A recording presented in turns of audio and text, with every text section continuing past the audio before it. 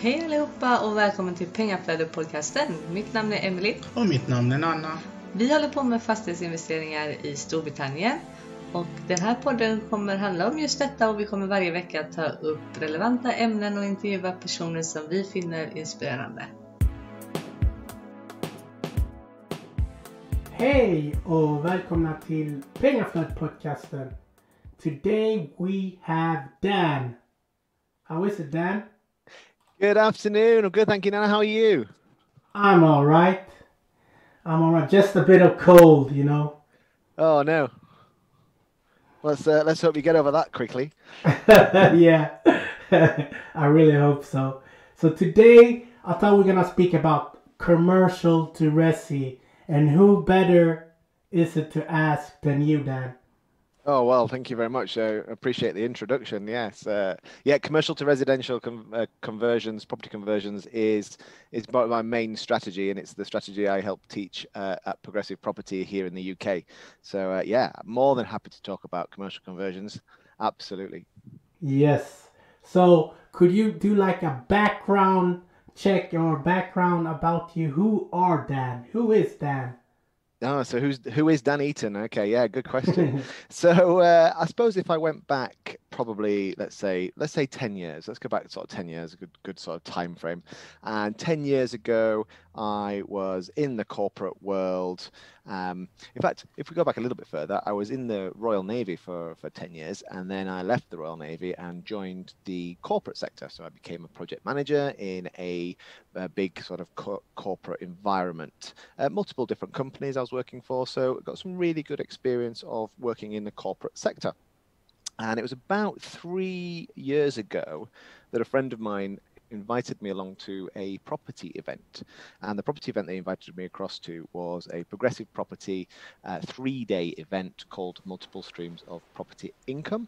And the idea behind the event is to just talk about all the different property strategies that there are available and the different types of strategies and how to invest in property.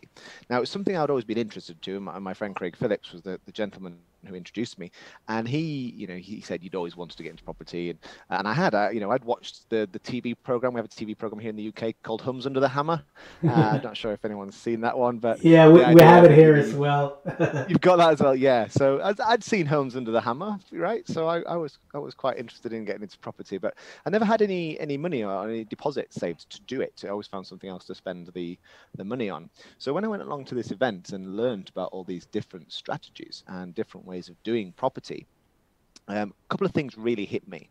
The first one was that there was no real secret to property investing. Okay, there was no real secret other than knowledge and action. So these people that I was listening to, they had the knowledge because they'd either they'd learned it or someone had taught them, whatever that was, and they had the drive and they took the action. So they learned something and then they went and implemented it. So that was the first big sort of realization for me.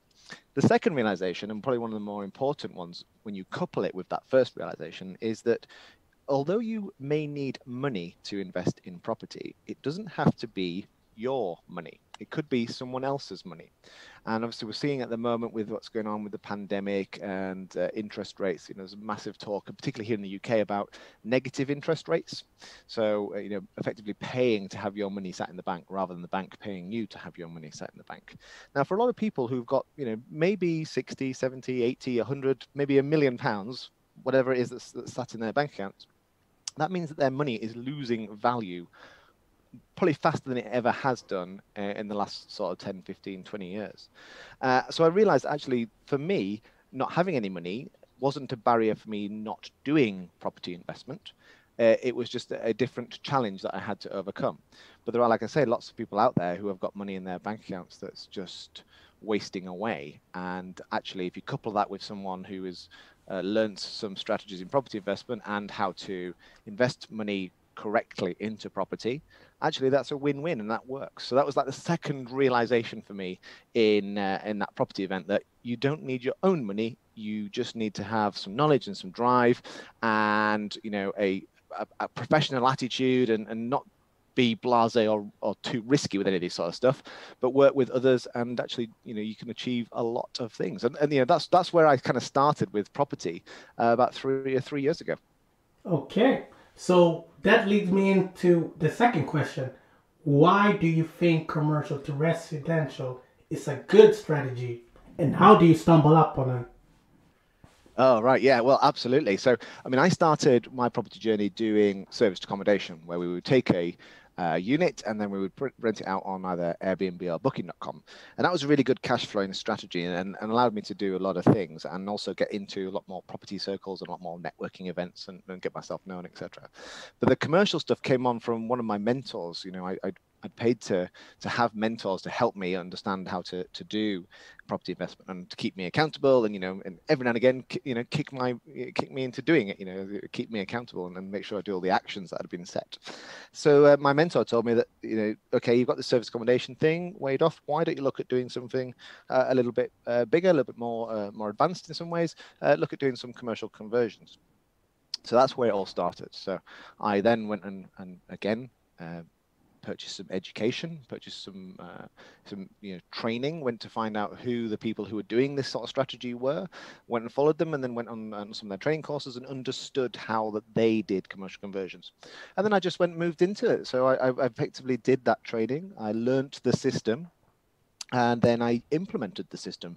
And there's again no big secret to that. So I learned the system, I implemented the system works. So here I am now doing bigger and bigger commercial conversions, just using the same system. That was pretty much it, really. At the moment, the market for commercial conversions is extremely hot. We know the UK here, we're an island nation. We've got a housing shortage. We're probably 60% down on the houses that we needed to build this year, which was probably 60% down on the houses we needed to build last year. So, we've got this massive supply and demand problem. And what we do also have is all these empty commercial buildings. So we have shops that unfortunately have either moved online, which is great, so they've pivoted and moved online, or unfortunately, as a result of everything that's going on at the moment, they have decided that they're not going to reopen their doors, which means there's properties out there. Landlords have not got tenants. Unfortunately, some people have got a business, and there's just a swathe of empty commercial properties that have a really low value because no one wants them. We've experienced over the last sort of 6, 12 months, etc., a lot of people working from home. This is effectively a new way of working for a lot of companies. But what it has highlighted is that they don't need to spend lots of money on office space that they have potentially been doing over a number of years. They realize that they can still get a productive output from their workforce. In some cases, I've heard productivity has gone up while people have been working at home. Less chats at the coffee bar or around the water cooler. I don't know. But I've heard that a lot of productivity has gone up. So they've got these office spaces that aren't being used, and actually the companies are looking to reduce costs. So one of the ways to reduce costs is to reduce the sort of leases and rents on these office spaces that they no longer need. And then again, that means that unfortunately the landlords who own these buildings have got buildings that no one wants, therefore the values are suppressed. So taking something like that and then converting it into something that is needed, i.e. houses, is just like an ultimate sort of strategy. So it's at the moment is one of the best times, well, it's probably the best time it's ever been to do commercial to residential conversions. So why do you think it's better than the other strategies?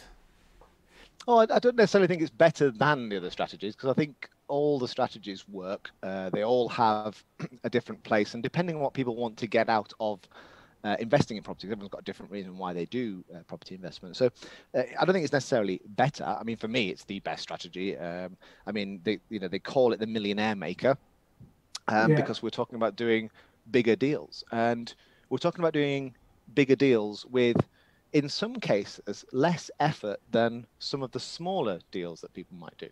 So, buy-to-lets, a buy, refurbish, refinance, and a buy-to-let, that is a strategy that is a fantastic strategy that works, where you will buy something that needs a bit of work doing to it, you'll refurbish it, then you'll refinance it and rent it out. That's a well-established strategy, and that works really, really well.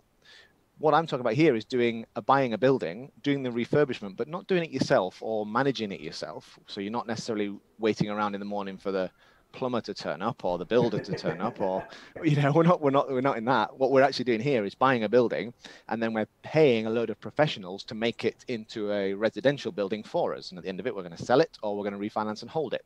So in some cases, you can put a similar amount of effort into doing. Let's say we're doing a shop and we can convert this shop into 5 flats. You can do a similar amount of effort of converting a shop into 5 flats as you can taking a 2 or 3 bedroom house and then refurbishing it into a 2 or 3 bedroom house.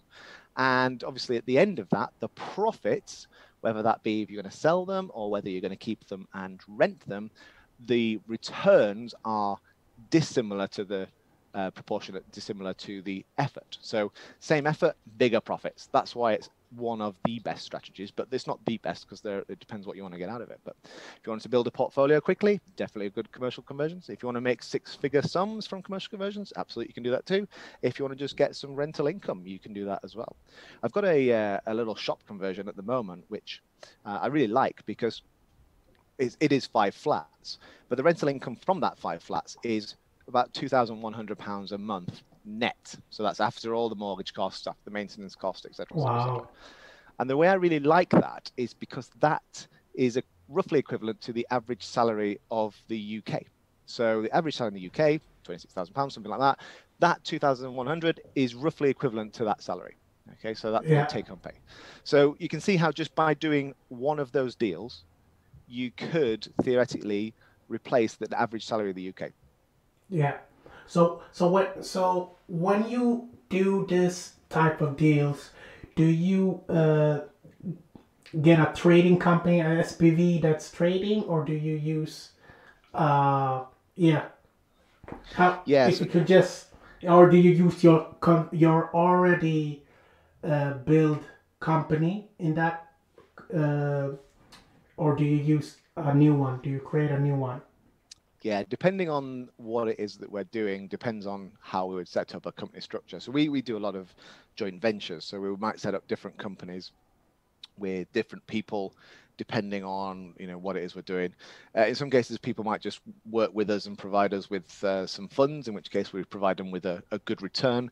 Generally, we will always set up a separate SPV, as you call it, special purpose vehicle, a special limited company that we set up for that project. And there's a couple of reasons why we do that. One is it keeps it clean from tax treatment point of view. So you don't have one project's tax treatment impacting another one. But the real reason why we do all this stuff is we tend to leverage the bank lending.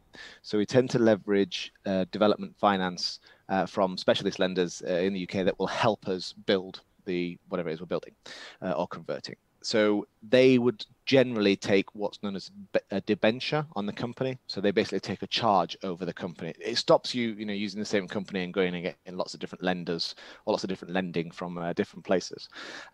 So we would generally set up one specific company for each project so that we can keep it clean for tax treatment and we can work with development lenders on that specific project.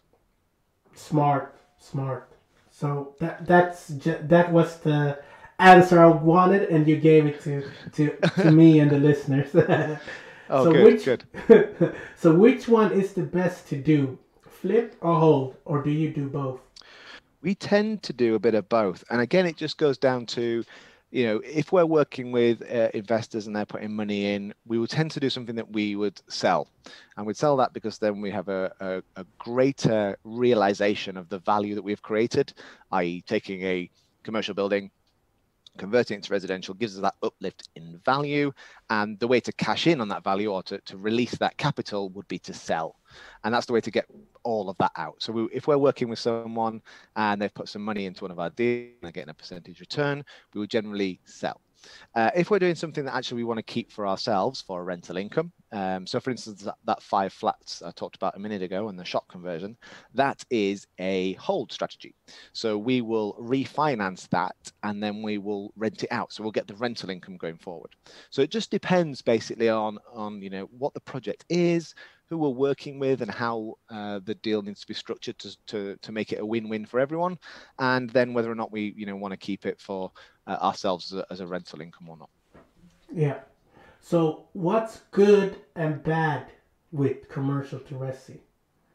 Oh, what's good about it? Wow. The well, I think ultimately the best thing about commercial to residential conversions is the amount of value that can be created. Okay, so we're taking something with a low value or low commercial value, we're spending a relatively small amount converting it, and then it has a residential value. So for those not sure on the UK property market at the moment, commercial property is low in value, residential property is high in value. So we're taking something with low value, spending some money to convert it, and then creating a high value residential product.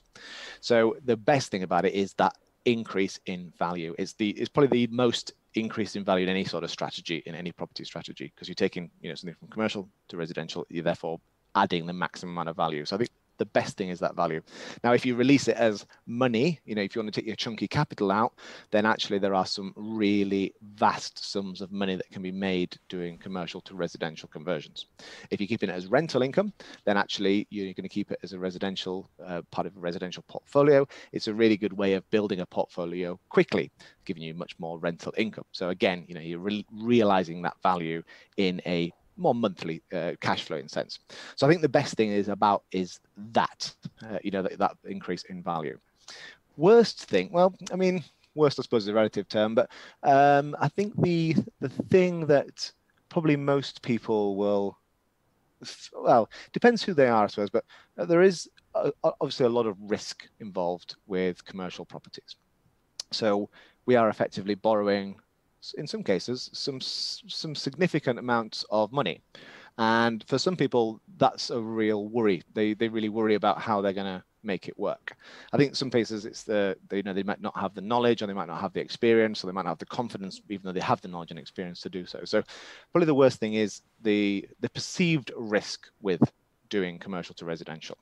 And I see a few people who have done various commercial conversions and it's gone a little bit wrong for them, probably because they didn't have the right expertise at the start in their teams. So a prime example, I see it all the time, is people will buy a shop because they think it's cheap, and they will think that they can just put in a kitchen and a bathroom and then make it into a residential property. They don't think about all the things like the utilities, the gas, water, electric, if they're going to put all three in. They don't think about things like acoustic and insulation and heating insulation. They don't think about bringing the properties up to the modern regulations. So I see it a few times. People will just go and buy a shop. They'll think, well, I can put £3,000 for a kitchen, £2,000 for a bathroom, bish bash bosh, paint it, and then I've got a residential unit. They forget that actually that residential unit probably needs about £7,000 worth of acoustic insulation to meet the modern standards. So that's, I think, where I see people going wrong with commercial conversions. But that's probably more down to the lack of knowledge rather than it being the strategy. I mean, let's face it, we hear people who've done buy-to-lets incorrectly just because of lack of knowledge. Yeah, that's true.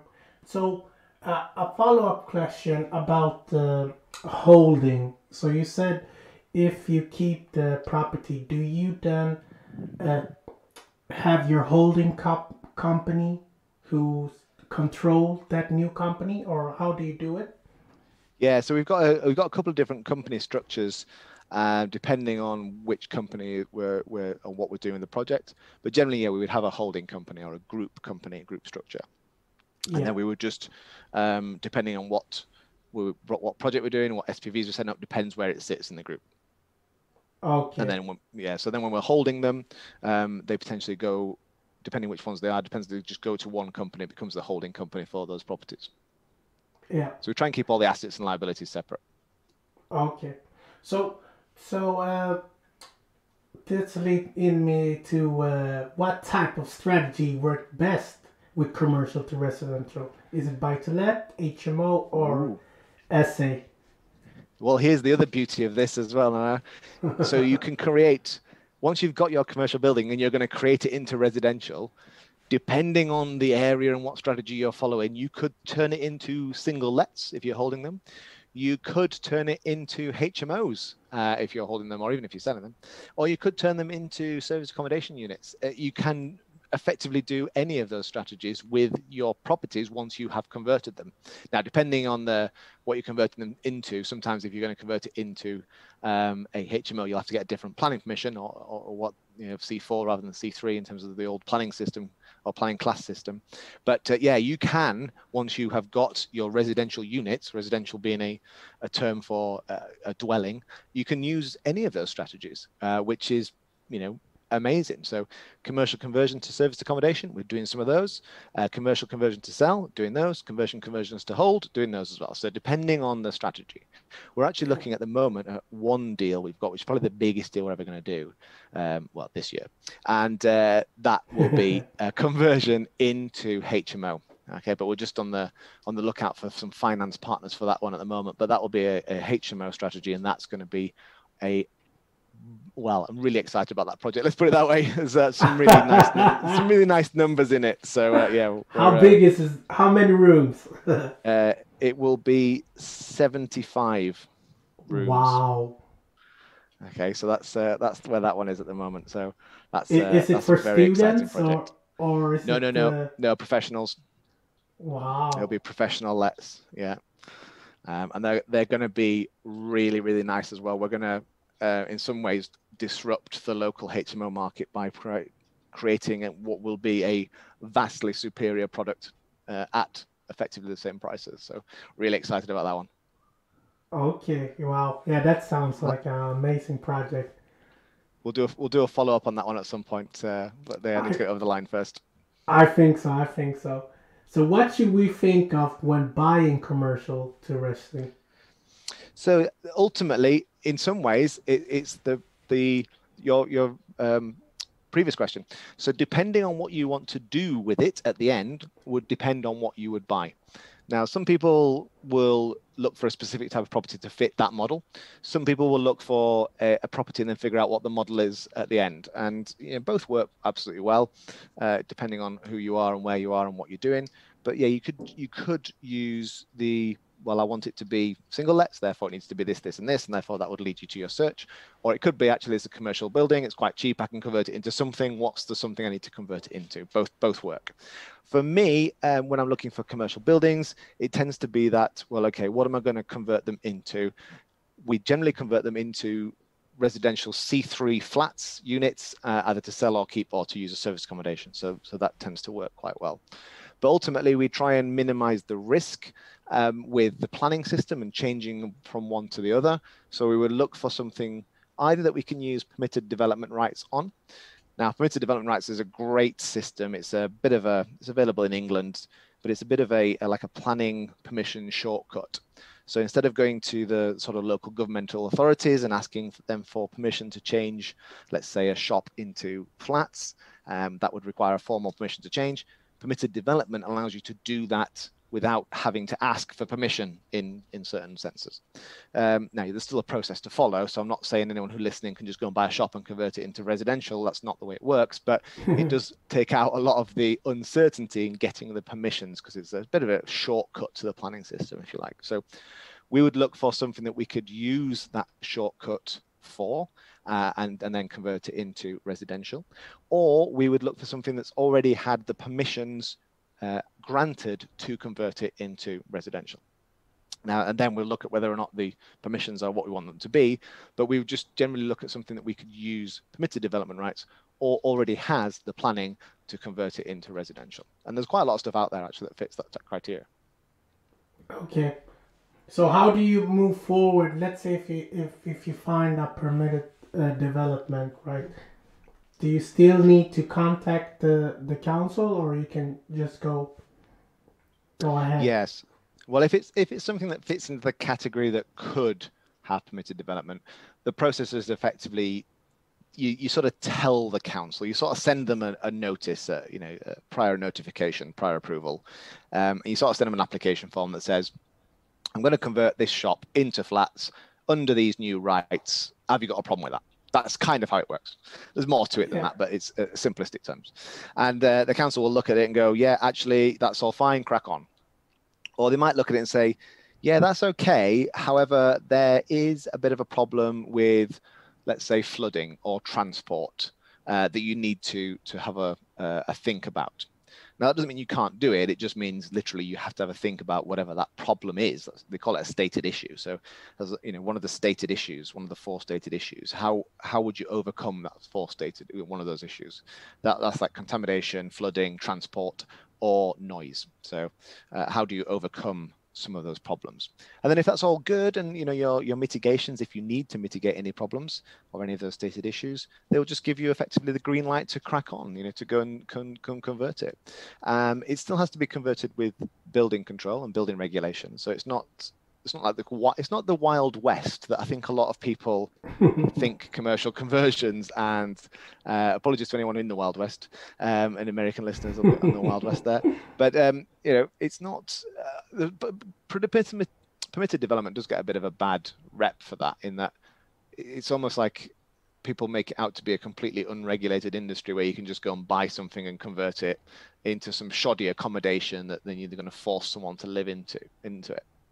It's not that at all. You know, it is a process that, if followed correctly, allows developers to create, you know, family units, if that's what you're going to create, or starter homes, if that's what you're going to create, or downsizer flats, or whatever it is, HMO, service accommodation, using some pre-agreed planning laws. You know, it's the law in England anyway. So yeah, so that's kind of how it would do. So yeah, I'd look for something that had that, and then and look to get it converted. Buy it and convert it. Okay, good answer. So what fees is included that it's not in a normal residential? What, so like a residential, what, like a buy-to-let type Yeah. refurbishment? Yeah, Exactly. well, I mean, fees is a good term there. So we tend to find that I mean, let's be honest, we're dealing with bigger projects and bigger numbers. The other thing we're doing here is it's not me or the developer that's doing the work. We tend to use the power team. We tend to use all the professionals. So our planning consultants, our architects, our quantity surveyors, main contractors, structural engineers. You know, there's lots of professionals. So you will tend to find that there are lots of professional fees. And in some cases, your professional fees could be 10 to 15% of your build cost. And these are all the people who do all the work for you. So although there's more fees, like I said before, we're not talking about turning up on a property and waiting for the builder to turn up or the plumber to turn up. We're not doing that anymore. What we're doing is we're engaging the services of a professional contracting company to build it for us. So they wait at building site for a plumber to turn up, but it's generally their plumber, so it's their problem to solve. And although there's lots of fees, it does mean that you can do more than one at once. So at the moment, currently, we've got 3 projects on the go under build. Now, as you know, I'm talking to you now. I'm not on a building site. I'm not, you know, I've not put my trowel down for a half an hour to have a conversation with you. The team are doing the work, so it allows you to do lots more things with your time. But it does come at those costs. So I think if you were to look at a buy-to-let conversion or a flip or maybe a BRR, sort of a buy, refurbish, refinance, you in all possibility you wouldn't have a project manager or a site agent there, you know, costing a couple of £100 a day. You probably wouldn't have the fees that you'd had in terms of the architects doing the technical drawings or the structural engineer doing the structural drawings. You would have had elements of all those things, but not at this sort of scale. So you do have a lot more fees, but the projects are a lot bigger. And like I said before, we're talking about creating the most amount of value that we can. Therefore, we can afford those experts.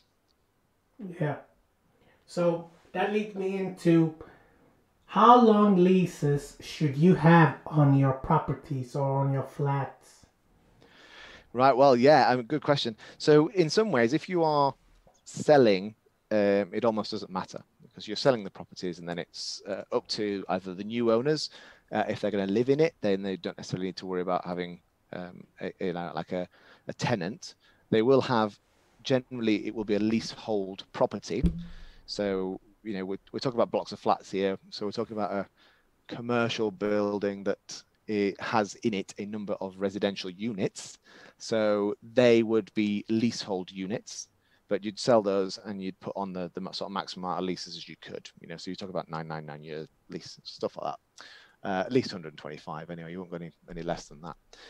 Whereas, if it's an investor that's buying them, or if you're going to keep them for rentals, you would probably put them on like a 6-month, a short-hold tenancy, we call it. It's basically a 6-month rental agreement as a minimum for the people who are going to live there. So if, leases is a sort of a wide question really, but if you're going to be keeping your properties as well, actually what's quite good is to have a wholly owned subsidiary, is the technical term, where you would grant the ownership rights on a longer lease to a company that you owned.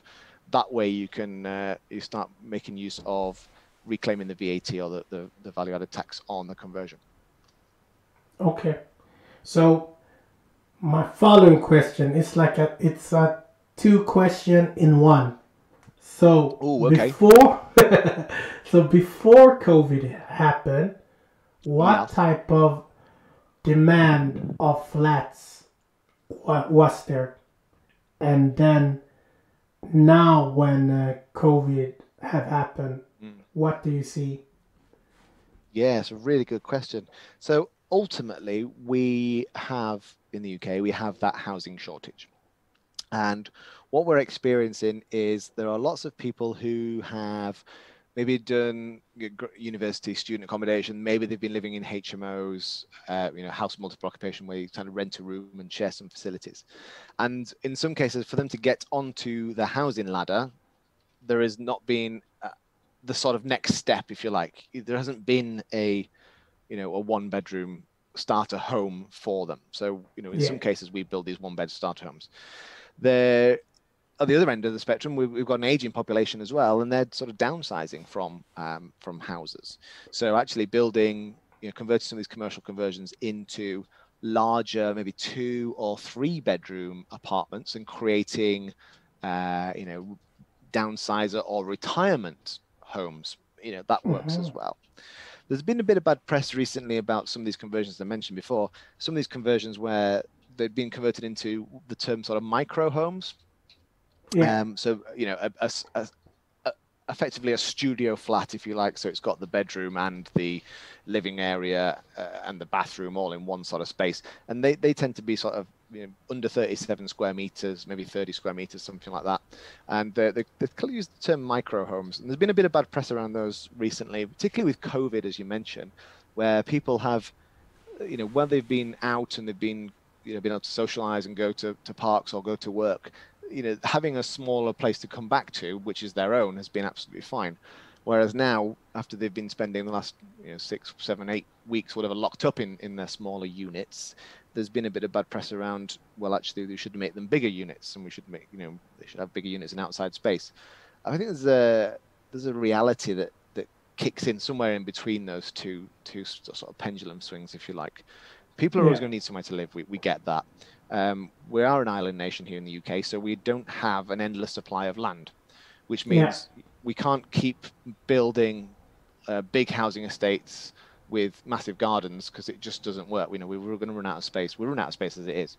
So we have to redevelop. We have to redevelop what's already here. Brownfield redevelopment, if you like. And if we can't go out, then that sort of leaves us 2 options. We either go down, which inherently has its own problems, or we go up. So we need to sort of balance how that fits. I think there'll always be a need for some of this sort of smaller units, but we don't do things under 37 square meters. We'll do minimum space standards. Okay, so that leads me into my second question. So measurement 37 square meters. Mm-hmm. Yeah, so minimum space standards. Effectively, for a 1-bedroom flat, 1-bedroom flat is 39 square meters. However, if you're going to put a sort of walk-in shower rather than a bath, it can be 37 square meters. So that's most of our stuff is, well, I think the smallest we've ever done is 38. So 1 bedroom, one person, 1-bedroom flat, 38 square meters, and then we go up depending on whether it's a 2-bed or a 3-bed or 5-bed house, whatever it is we're doing. Okay. Yeah. Yeah, that's fair enough. So Mm. moving on over again with this COVID, I know Yeah. it's a lot COVID. So what strategy will be in demand moving forward from COVID? Do you think would it be Oh, I think flats or will it be HMO that you mentioned before? yeah, I think to be honest, it will be all of those. You know, COVID has impacted a lot of things, and it's impacted a lot of the way that people live and a lot of people work, and their livelihoods and their lifestyles and all the rest of it. Absolutely, but ultimately, the going back to that basic fact that people need somewhere to live, and depending on their income, their lifestyle, their location, they're going to need somewhere to live. Therefore, there's always going to be a place for these flats, regardless of what people say about people wanting green space and all the rest of it. There's no physical way that we can fit all 3-bedroom houses with gardens into the country. We've got massive housing shortage. It just doesn't work. It just will not work. And the other thing about COVID is, all right, we're living with it at the moment and we're going to live with it for a long time. But at some point, not necessarily things will get back to normal because there'll be a new normal, if you like. But at some point, this is going to fade away and then something else will take its place in terms of whatever the next big thing we're talking about. So, Yeah.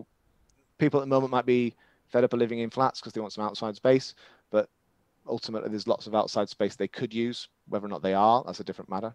Yeah. But again, their lifestyle, their income, their place where they're going to live in the UK, they're going to have to make a change if they want one. That's fine. But ultimately, the need for those units is still going to be there. Yeah. Okay. So what type of tenants do buy flats? Well, ultimately, it can be lots of different people depending on what the sort of flat is that you've created. It might be starters, so people who, like I said, who've done they've done their sort of university, they've done their postgraduate living. They've been in HMOs, they've maybe moved up their job cycle, they've got a bit of a pay rise, maybe they want their own place. The starter home is the next logical step. I mean, we talk about the property ladder and the steps on the property ladder.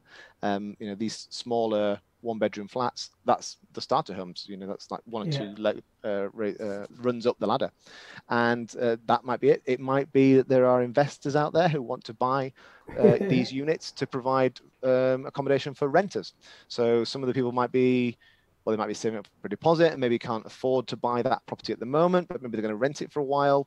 Maybe they want to rent because they just we talk about renting and generation rent and people's perceptions and of property and buying property and our obsession in the UK, particularly with buying property. But some people like the freedom and the flexibility to just go, do you know what? I'm going to live in that town for a couple of years. I'm going to rent somewhere. I'm going to see how that job goes. Actually, there's a really good promotion for me, but it means I need to move to so-and-so. That's fine. I'll just move to so-and-so, a different town, and I'll rent there for a couple of years. And it just gives people the flexibility, to move around. We're a much more, I suppose, migrant workforce in that sense than we probably ever have been. People move around the UK for work all the time. So, people might want to rent rather than buy. So the investors want to buy so they can rent. That works as well. Or it might be that we're creating, I suppose, downsizer houses, downsizer flats, or, maybe like I suppose, would it be like a community living? So they could live in a downsized community, maybe like in 3-bedroom or 4-bedroom flats in some cases. So it completely depends. It completely depends on the product area and what it is you're creating. But it's a good point though, because a lot of people who do this commercial conversion strategy think that it's only about creating as many small flats as possible, which it isn't. It isn't. And a lot of people get stuck because they create as many small flats as they can physically squeeze into the building. And they forget that actually their area doesn't need small flats. It needs perhaps bigger downsizer flats for their elder generation to move into maybe a community. So there's just so many different ways that this strategy can work and serve the marketplace. It's just about understanding your marketplace. Yeah, a good answer. So how can you be creative with commercial to resi? Oh, well, I tend to leverage my experts on that one. I mean, there's a number of different ways about being creative.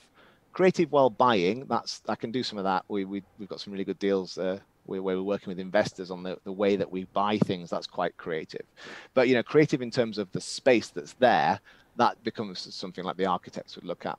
But there are other ways to be creative with a commercial conversion as well, because you can look at adding value. You can look at whether or not you could put another layer or another floor on top of the building. That maybe that's something that you could do. So that therefore you create more space, more residential space from an existing commercial building. So there's ways like that to be creative with it, and there's also creative ways in terms of design and the way that you specify the finishes for your units as well. So we always tend to try and put a nice finish in our units, which doesn't actually cost that much, but it's things like putting a decent door, but putting a better door handle on.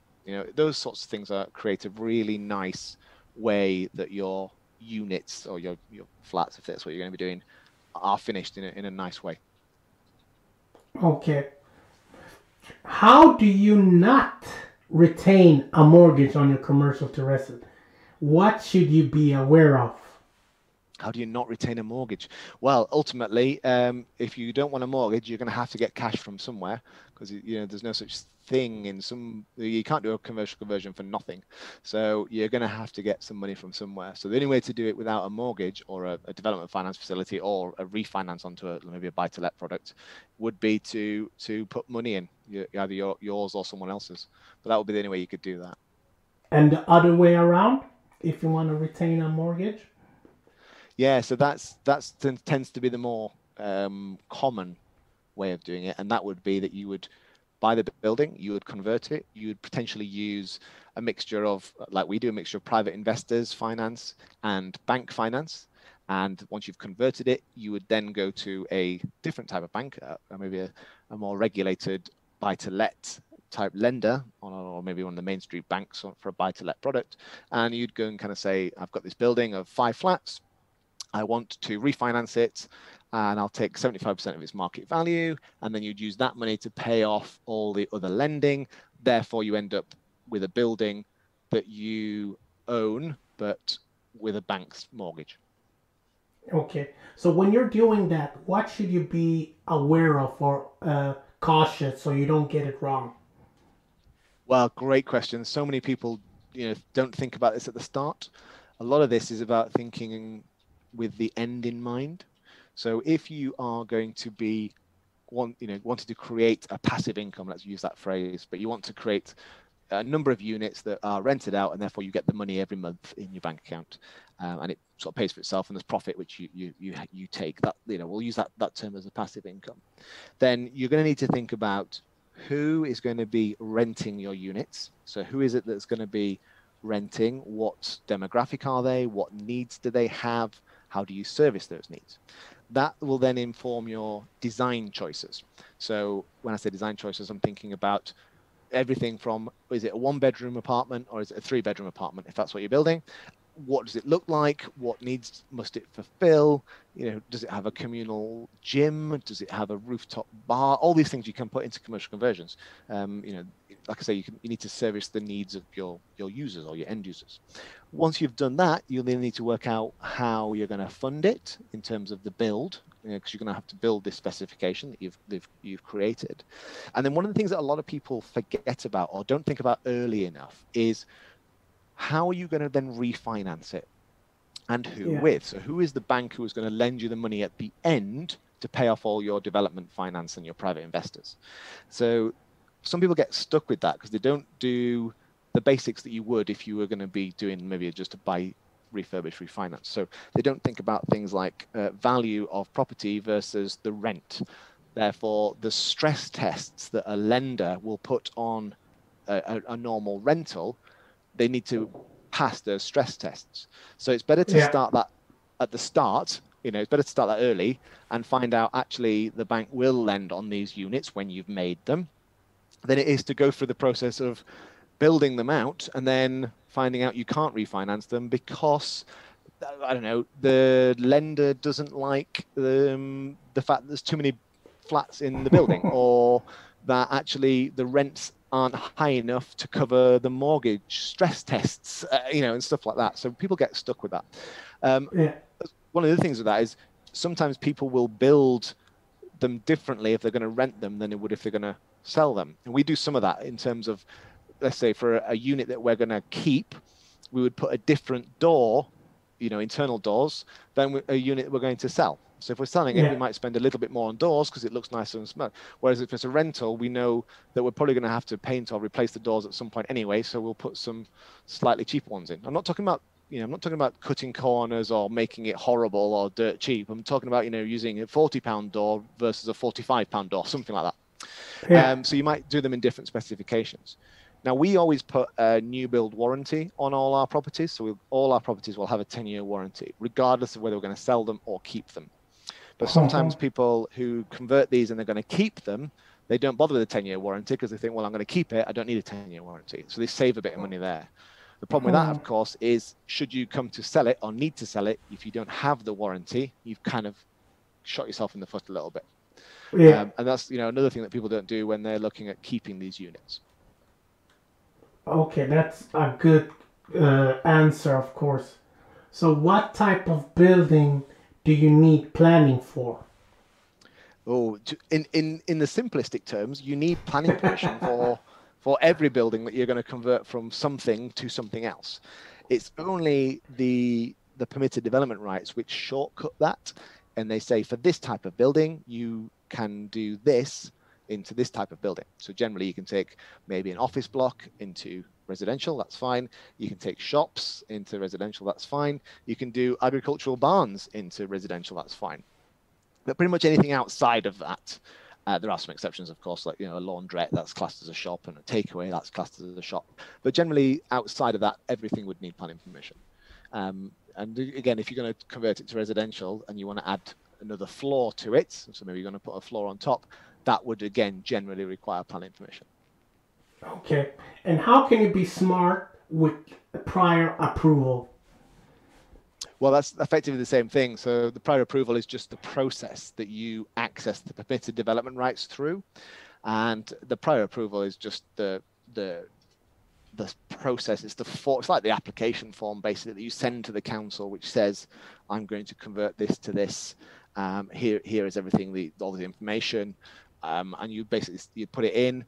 Prior approval is brilliant as well because it's the application form process. It costs you £96, and that's for the entire application. Most planning departments, this is why they don't like some of this sort of stuff, is they tended to get an application fee per unit. So it might be £200 per unit. So if you're going to put a development through with 5 units, that might be £1,000 to the council.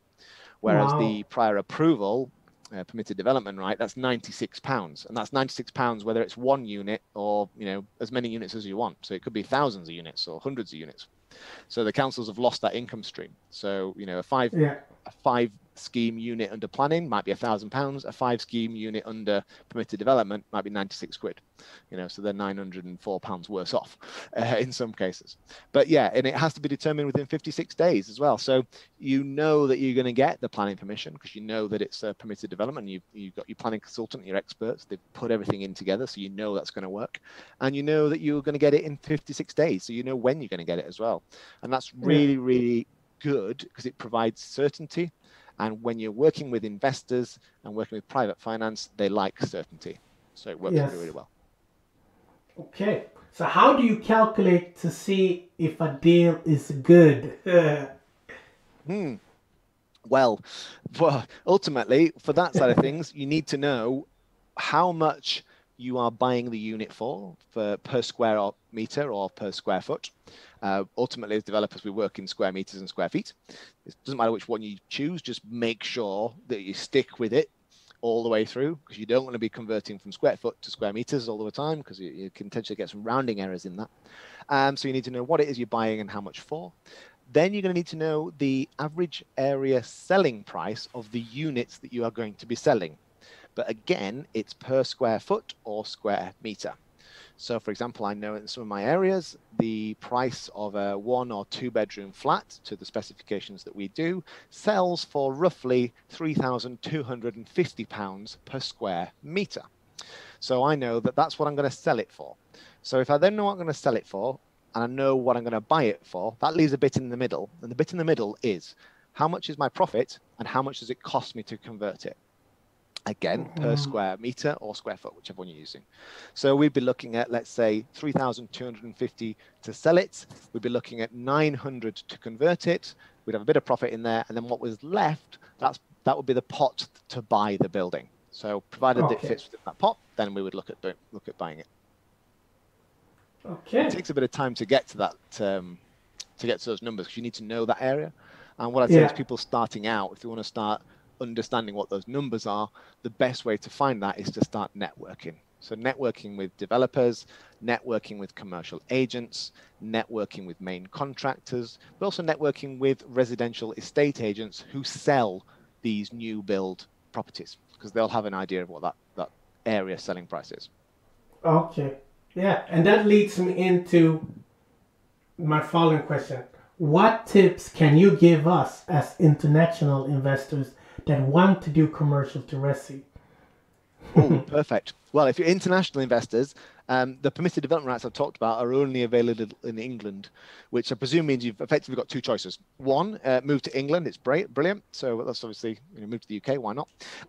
But probably more likely is to partner with people in the UK who are doing permitted development or doing commercial conversions, either joint venturing or maybe just if it's just a return on their money they want, then maybe it's just lending money in terms of a private investment. But that I think will be the best way, that if it's international, that's probably the best way of making use of the planning shortcuts and the situation that we find ourselves in the UK, but particularly with England with the permitted development rights. Good answer.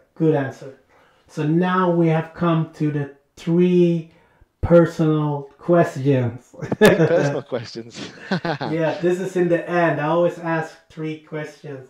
So today, of all of your deals, what deal do you regret and why? Oh, what deal do I regret and why? To be honest, I don't regret anything, because whatever happens, it will have been a valuable learning experience. So provided I use that learning going forward, it's therefore not a worse deal, if you like. I think there are some deals that aren't as profitable as others, and there are deals that throw up more complications than others. So for example, the smallest deal that I've got going on at the moment is the one that's causing me probably the most headaches, just because of the various factors of where it is. It's really centrally located. That in itself brings some inherent problems with neighbors, with drainage, with parking, with access, with getting supplies to site. Most of those things are actually the contractor's problem to deal with, so I don't deal with most of them. But every now and again, I get involved in things that if it was in a different area, I wouldn't have to get involved in. So neighbors, pipes in the wrong place. We've got in a moment where we, they think the foundations of an extension we've done have blocked a drain or something, but this drain isn't on any maps and no one can find it. So they're just digging around at the moment trying to find this drain. So that's probably the worst deal in that sense, but it's still not a worst deal, because at the end of it, it's still going to be 5 flats, and it's still going to be, that's one we're keeping, so it's still going to be 5 flats, still going to be 5 flats that we're going to keep. We won't owe any money in terms of our personal cash in it, but we'll have a mortgage on it, and that will bring us an income. So, in terms of worst deals, I suppose in a year's time when I look back, it will have been, how bad really was it? That's all well and all and all that. So yeah, that's probably the worst one. It's not as good as some of the others, but it's still pretty good. So what book would you recommend to your child? Oh, well, so we do actually. Yeah, good question. So some of the ones that really helped me understand a little bit more about sort of money and mindsets and ways of working, stuff like that. There's 2 that spring to mind. One is Rich Dad Poor Dad. I suppose most people have probably heard of that one. That's a Robert Kiyosaki book. So I'd definitely start with that one. And there is a version for kids as well. And the other one would be Secrets of a Millionaire's Mind by T. Harv Eker, which again was a massive, I suppose, realization for me about thinking differently. And actually, when you start thinking differently, you'd be surprised what starts happening. So those 2 would be the 2 that I would go to. And I would recommend that anyone who hasn't read them definitely does. Or anyone that hasn't read them for a while, it's really good to keep going through it every now and again. So yeah, one of those 2. Okay, that's good. Yeah, a lot of guests say the Rich Dad Poor Dad. That's a great book. I totally agree. Yeah, absolutely. Yeah, absolutely. It's just the difference between the two ways of thinking about things and two ways of working, and the differences and the outcomes all different. Yeah, it was really, really good, really powerful. Yeah. And my last question: if Ooh. you had unlimited with funds, who would you have as a mentor? Oh, that's a great question. Do you know? Who would I have as a mentor if I had unlimited funds? I don't know. I'd have to think about that one. Yeah, because I think probably what I would do is I would have lots of mentors depending on their area of expertise. So I'd probably use the money to have much more than just one. Okay. And I'd look at getting mentored in various different things depending on what I was doing. So I think I'd have to have a look around and see where I was at the time, where I wanted to be, and therefore who could help me get there. Fair enough. That's fair enough. But yeah, okay. Obviously yourself, Nana. We will need to do a update on this later. Yeah, absolutely. Yeah. But stuff. this has been very fun. And how can people get in touch with you, Dan? So the best place to get in touch with me is probably via Facebook or via Facebook Messenger. So Dan Eaton, have a look at my Facebook page. That's absolutely fine. I do have a new website as well, which is just up and running as well. So if people want to check out the new website, then feel free. There's a contact us page on that. And you can find that at www.pivotal, which is PIVOTAL -point, POINT -group.co.uk. So pivotalpointgroup.co.uk. I like the name. yeah. So that's our group website, and you'll see on there all some of the different projects we've got, and also our contact us page. Okay, but Dan, thank you very much for being on this podcast, and I hope the listeners will love it and they've listened to the end, because I thought it was a very knowledgeable podcast and episode. So thank you very much. No, thank you very much for having me, Nana. I mean, if anyone's got any follow-on questions, please reach out to me, listeners. More than happy to help anyone with their commercial conversion to residential journey. And thank you very much for having me. It's been an absolute pleasure. Likewise. So people, don't be stressed, invest. Bye.